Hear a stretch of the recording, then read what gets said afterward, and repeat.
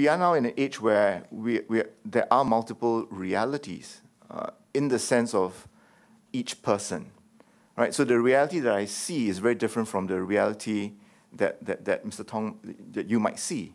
And so this is where, it becomes important, right? If we talk about public education, not just to equip them with these skill sets, to sensitize them, but also to enable them to have that openness of mind. I know these are very fairly highfalutin ideas and ideals, but I think this is really what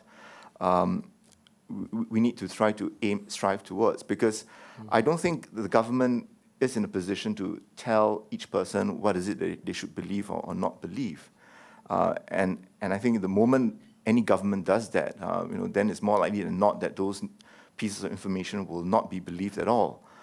So it's this challenge that we have, and it means being able to sensitize. I use the word sensitize a lot because we don't want a hard sell, but I think we need to better understand the ecosystem in Singapore. What is it that might make Singapore and Singaporeans more susceptible to falsehoods? Because I think despite the various incidents that have been cited, that involve local cases, we have not been badly affected. And I think that does point to to something that speaks about at some level of the internal resilience. But I think we need to know more.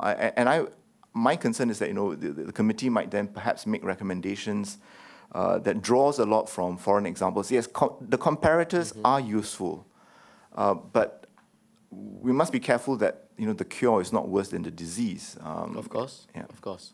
I agree with you that some of the examples that have been cited of experiences overseas, yes, have not happened in Singapore, but I think you would also agree that we don't want to be waiting till something as adverse as that has happened before we do something about it. Certainly, right. And that's why I think we need to understand, falsehoods. What is it that might make falsehoods gain a lot more traction in Singapore?